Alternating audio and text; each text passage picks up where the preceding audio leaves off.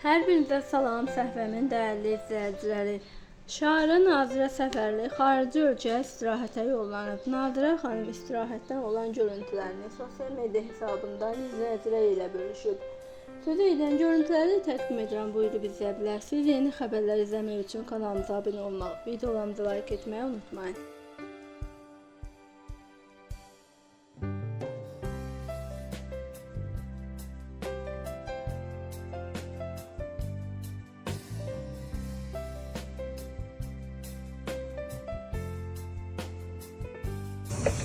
Sabahınız xeyir dostlar.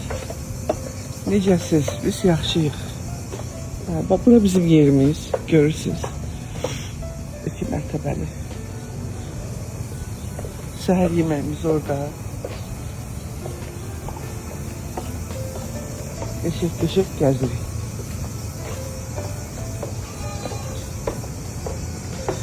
Ateli reklam eləmək istəmirəm. Çünki ödənişimi yüksək səviyyədə eləmişəm. Yəni nə otelə, nə travel'a reklam borcum yox. Amma istəyirəm ki, yaxşı insanlar yaxşı yerləri daha çox görsün. Hərçən ki, siz təbii ki, məndən çox öncə görmürsünüz bu gözəllikləri. Yenə də özümə borc bilirəm ki, göstərim. Bax. Filipinkada hər yerdə varam. Görürsünüz. Uşaqlara bax. Şimdi buradan çıxırıq, gedirik dənizə.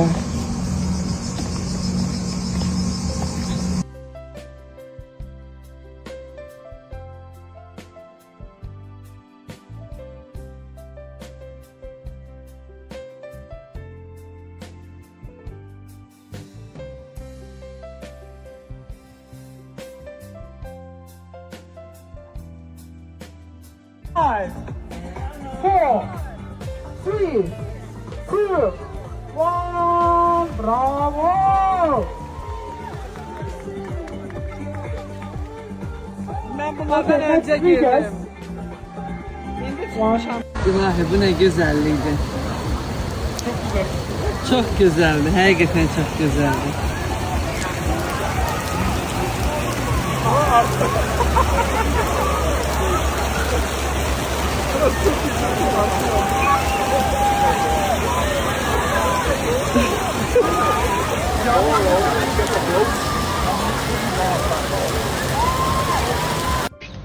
Hele soruşursunuz ki, iynəkləri hardan alırsan? Bu maraqlı iynəkləri hardan alıb taxırsan? Direktə ancaq bunu yazırsınız. Görürəm ki, iynəkdən başı çıxan çoxdur aramızda. Aycan Mart. Brand eynək nömrə 1. İstədiyiniz eynəyi sizin üçün orijinalını deyir, amma çaxma eynəklərdən getmir söhbət. Sizin üçün gətirə bilir. İstəyirsiniz, səhvəyə göz atın. Yəqin az çox məni tanıya bilir ki, mən yalancı adam deyiləm də. Nədə odur? 4 ildir eyni insanla işləyirəmsə, hər sezon başlayanda 5-6 eynək gəlir mənə. Sezonun sonunda biri də qalmır heç. Artıq bilirlər ki, bolluq var, yarısı itir. Yarısını bilə-bilə əlimdən alırlar. Çox şey olur, çox şey. Amma yenə də mən xoşbəxtəm. Girin səhvəyə göz atın. Brand eynəyin nömrə 1-də ən gözəl eynəklər var və endirim də var ha, yeri gəlmişkən. Qəşəngdir. Yağışdan sonra bax belə çəməndə yerimək lazımdır. Göy çəmən, buna deyirlər. Bax, göy çəmən. Bax, nə qəşəngdir. Bu deyil, mənim şəxsi avtomobilim də gəldi. Hello. Çok başka bir dünyada, onu ne bileyim yaşamak lazımdır. Düzdür, bizim kimi uşaqlığını yaşamayanlar için bu laf çok sevinç verir. Uşaqlar için belki de adidir. Məsəl üçün 5 yaşında, 4 yaşında, 6 yaşında valideynlərinin himayəsində belə yerləri gələn insanlar böyüyəndə onları təəccübləndirmək çətin olacaq.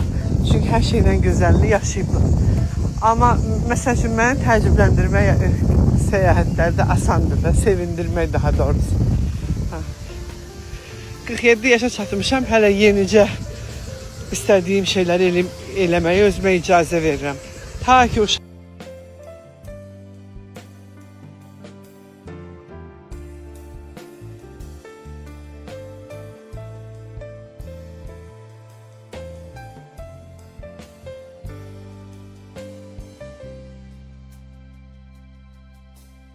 olun.